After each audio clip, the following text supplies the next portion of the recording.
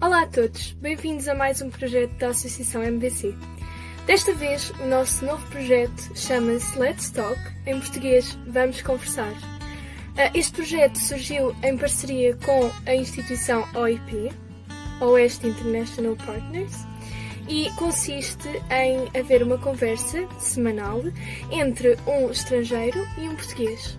A conversa será realizada em inglês ou na língua que seja mais acessível a ambas as partes. E será uma conversa fluida sobre costumes, experiências, gostos em comum, todos os temas que possam imaginar. Bem-vindos a este novo projeto Let's Talk. Vamos conversar? Hello everybody, welcome to a new project from Associação MVC. This time our new project is called Let's Talk, in Portuguese, Vamos Conversar. This project appeared from a partnership with OIP, Oeste International Partners, and it consists in a weekly conversation between a foreigner and a Portuguese person. These conversations are going to be natural, about experiences, common tastes, and all the themes you can imagine. Welcome to this new project.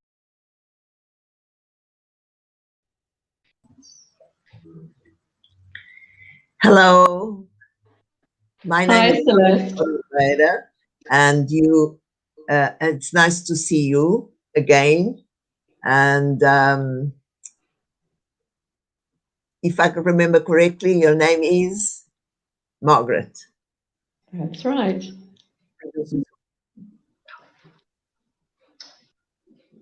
Okay. No. So I'm Margaret, and I'm of Irish descent. My parents were Irish, but I was brought up in the UK. And I've been living in Portugal for nearly 4 years and have belonged to OIP from the beginning, so it's a couple of years as well. And it's lovely to see you again, Celeste. We met here in MCB, didn't we? We did at MVC, yes. Well, yeah. I'm Portuguese, but I was born in Mozambique, and I've been living here in Caldas da Rainha since 2004. Okay. And I've joined MVC soon after I arrived here. Okay. How long did you live in Mozambique for? And for 33 years. Oh, wow. I was born there. Yes. So a big change. It was a big change, exactly. It was really a big change. I went to Porto first. I lived there for 10 years. Then I moved to Lisbon, to Cascais. And then until 2004, when I decided to retire in Caldas da Rainha. Okay, great. No regrets? No regrets whatsoever. No. Very happy here. Good. Yes, I've moved around a little bit as well.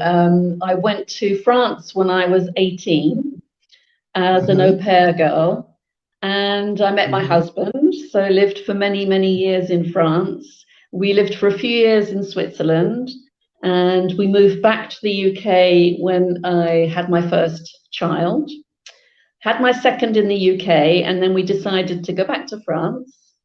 And we decided we'd retire to Portugal for a better climate and a better way of life, and no regrets either. Good. Whereabouts in France did you live? All over, really. I lived in the south of France for a few years. I lived in the Paris area, and the last years were in the centre, near Bourges. I don't know if you know that. Very nice. Yes, it's a very nice medieval town. Yes, I know. I was there. Well, I also lived in South Africa because I studied there in Johannesburg. I was there for 5 years. And I worked the first years there as well. So I've been all over as well. Yeah, that's great. Mozambique, I also traveled all over Mozambique. Yeah, and I think that the more you travel, the more you meet people, the more open you are then to change and to move in countries. Yes, the whole Yeah. yes. and Mozambique was that a country that, yes. no, sorry, I was going to say that would bring me to the Irish, because the Irish have always emigrated, as have the Portuguese, and Exactly.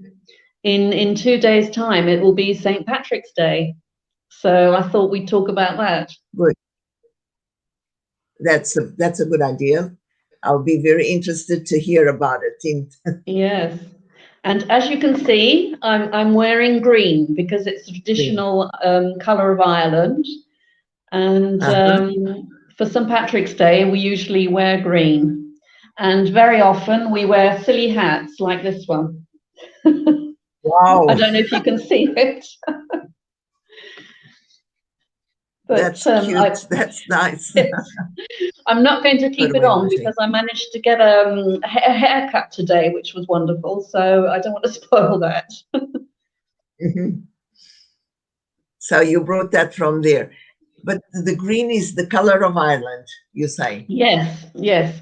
Although originally, it wasn't St. Patrick's colour. St. Patrick's colour was blue originally. But then as time went on, Ireland colour became green, and people associated everything Irish with green. And so they changed St. Patrick's colours. So now he's green too. He's green. Okay. And I don't know, I had an idea that there's something connected with the island and the green color because of the shamrock. Exactly, yes. And legend has it that St. Patrick used the shamrock. So I'll just explain that the shamrock, for people who don't know, the shamrock is a type, it's a plant which is a little bit like clover, but instead of having 4 leaves, it has 3, and it's quite small. And legend has it that St. Patrick used the shamrock to teach the pagans about Christianity, and that was God the Father, God the Son, and God the Holy Spirit.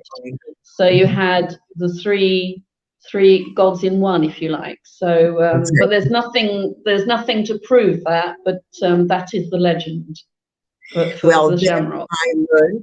I learned when I went to New York and I went to St. Patrick's Cathedral, because wonderful. It has that shape there in the building, in the stonework. Oh, lovely. Oh, it must be very impressive. It is. It's a fabulous, it's amazing cathedral. Lovely. I intend to go one day, once we can travel again. Good. So tell me more about St. Patrick. Well, he wasn't Irish. He wasn't Irish. He was born, apparently he was born in Roman Britain. But we don't really know if it was Wales, Scotland, maybe further south. The French, I've heard in France that they say he came from Brittany, but you know, who knows? But most people think he came from Roman Britain. And apparently he was kidnapped when he was about 16 by pirates and taken to Ireland as a slave. And he was there for a while, and he managed to escape. And he escaped back to Roman Britain, and he became a Christian, and he decided that he wanted to bring Christianity to the Irish. So he went back to Ireland, and during his time there, he built many monasteries and churches. So I see. And of course, the legend of the shamrock, and there's another legend as well.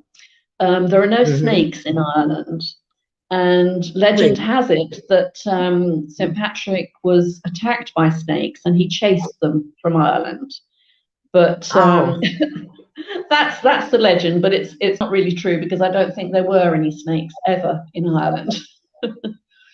Nice to hear that, because I'm so afraid of snakes. Are you? Yes. There's something else in terms of we at this time of the year it's the Lent in the Catholic religion. Yes. So Yes. So if you like, St. Patrick's Day was a day off. People forgot about Lent for one day, and they made merry. But I think probably because Ireland was a very, very Catholic country, it's a lot less now. But I remember when I was a child going to visit my grandparents, it was very, very religious. You'd go into any house and there'd be holy water, there'd be pictures of the Sacred Heart on the wall. Whereas now, of course, it's a lot less. But I don't suppose in Ireland they changed anything for St. Patrick's Day, because it's more the tourists, not the tourists at the beginning, but more the people who emigrated to America and the UK. I think what we know now as the celebration for St. Patrick's Day originated in the US with people who had emigrated or people of Irish descent, looking for their roots and wanting to celebrate their roots. As the same thing for Halloween. Halloween originated in Ireland and Scotland, and the commercial Halloween came from America, came from the United States. So St. Patrick's Day is a little bit like that. And then when tourists started coming to Ireland and they expected the same sort of thing, then it became big in Ireland as well, and in the UK. So there are lots of parades in America, I think, for St. Day. There's a famous one in, I think the first one was in, let me see, I did write this down. It was a long, long time ago. Yeah, 1737. So that's a long time ago. So lots of parades, and I think in Chicago they dye the river green, don't they? Really? Yes. And beer is dyed green as well, because beer is a very popular drink for St. Patrick's as well. And tell me, being in the Lent, you told me it's a day off. So is there a special food at that time? Well, yes, a lot of people would eat cabbage, corned beef, potatoes, that kind of thing, because that was the staple diet for the Irish. So a lot of cabbage, which is green, and yes, cabbage and potatoes, corned beef, bacon, and things like that. I also heard, connected with St. Patrick, I don't know if I'm wrong, you tell me if I'm right. They told me about leprechauns. Yes, leprechauns, the little people. Now, the Irish are very super. I never understand that. Well, the Irish, being very superstitious, they believed in fairies and what they called the little people. And leprechauns were kind of like a fairy, but a very mischievous, naughty fairy. So not too good, not too bad, but kind of in the middle. And apparently wearing green protects you from leprechauns, because they can't see that color very well. So you appear invisible to them. So they don't come and try and pinch you or hurt you. Aren't they little men, not little women? Yes, well, usually, yes, they're depicted as men, because, of course, it's a very patriarchal society. And so, of course, men were pushed forward in those days. Yeah, because when I was in New York, they told me about the leprechauns, but they couldn't tell me the story behind it. And I always wondered, what's this, And I remember being little men. They showed me some figures they had. That's right. And they started to depict them as being cobblers, little men who would repair shoes. So you very often see them doing that. And then the clothes they wear, because this sort of legend appeared in, say, the 17th century or a little later, the Irish that emigrated would be wearing old-fashioned clothes compared to the Americans, say. And so they kind of then dressed these leprechauns in those kind of clothes with the pointy hat and the tailcoat and that sort of thing. Did everything in green, of course, and because there are very often Irish people who are who have red hair and ginger hair, and so you'd have the ginger hair and the ginger beard as well. So it kind of became sort of like a stereotype. And another thing, yeah, sorry, I was just going to say another thing. Another legend has it that because it rains a lot in Ireland, and of course you can have rain, sunshine, snow, hail, wind on the same day. It's very changeable. And so there are quite a few rainbows. And the legend has it that if you follow the rainbow to the very end, you find a crop of gold, which was buried by the leprechaun. It's the leprechaun. Buried by them. Interesting. There's a question here that they say, what kind of celebrations on St. Patrick's Day besides parades? Besides what, sorry? Parades. Oh, besides parades. Very often people will then gather to have parties. Very often we'll have parties. People will go and have a drink with their friends at the pub. But very often parties. The first year I was here with the OIP, we had a St. Patrick's Day dinner and dance here in Caldash. No, it wasn't Caldash, it was in Obidosh. And you know, people came all dressed in green, and we decorated the place and had a really nice dance and dinner and a good knees up. Okay, Ana Frazão, boa vida. I hope that you got the idea. There was a question here from Ana Frazão. Okay, because I haven't got my glasses on, so I can't actually see what's written. So I'm glad you can read it, Celeste. I'll read it for you, no problem. Good. Okay, so that's interesting. You're telling me about St. Patrick and being the patron of Ireland. Well, in Portugal, we also have many saints, patrons of different cities in Portugal, which interesting. Maybe one of these days we'll have another conversation and I'll tell you about them.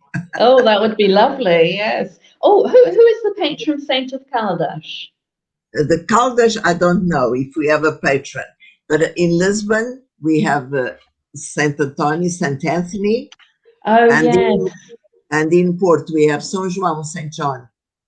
Yes. And I can tell you about I was lucky enough to go to the festivities in Lisbon during the São Antonio. It was really good. Yeah. Really good. And I think Óbidos, Teresa is telling me here that Óbidos is Saint Antão. He is the protector of animals. Ah, yes, okay. I thought that was Saint Francis. No, Saint Antão, and it's in January, I think, the date. Okay. Sometime in January. Teresa is here telling me all about it. Yes, there are so many saints. Yeah. Yes, there are so many, and but in another conversation, I'll tell you about perhaps either Saint Anthony or Saint John, because there are lots of traditions and lots of stories around it, yes, which are very interesting as well. They are, yes. We were lucky enough because I take Portuguese lessons at a school, and we were taught about these special celebrations in Lisbon. So it was very interesting. I think the advantage of St. Patrick's Day is that it's quite international. You know, everybody knows about it. Most people know about it. So that's quite interesting. But I don't know about those details tales that he told us, which are so interesting. Him being made a slave to go into Ireland as a young boy. That's interesting. Yeah. So yes. So it's, yeah. There's a well, you can't really call it a mountain because it's not very high, but there's a mountain called Croagh in Ireland, and apparently, people will do it like a pilgrimage to the top of that. And I think it was at Croagh where he chased the snakes from Ireland, but of course, all that's a legend. I would love to have him in Africa when I was during Mozambique. Yes. You must have seen a lot, yeah. Oh. Terrible, yeah. I was thinking of that just now. Okay, Margaret, it was lovely to talk to you and to know all about this, about St. Patrick and your traditions, which are very interesting. Yes, it was lovely to speak to you as well after all this time that we've been cooped up indoors. Exactly. I really hope that very soon we can get all together and have our coffee, our book and coffee. Yes, so do I. Fingers crossed, or figures, as I learnt recently. Well, next week there will be some more talks. Yeah. Okay, good. Okay, we will continue this type of conversations, which are interesting, I think, and absolutely. And I think this might sort of bring new traditions and new ideas to different people, to the people, and I think it's a good exercise also for people to practice different languages. It really is. Yes, I agree. I'll be tuning in next week. And don't forget, next time you'll be speaking Portuguese, Margaret. Oh, vou tentar falar, mas vai ser difícil. Não, Margaret fala muito bem português. Bocadinho. Okay, Margaret, it was very nice to see you. Yes, lovely to see you too. This way. Okay. And thanks a lot. Yes, and you take care of yourself, won't you? You too. Thank you. Thank you very much. Thank you. Okay, Bye-bye. bye. Bye.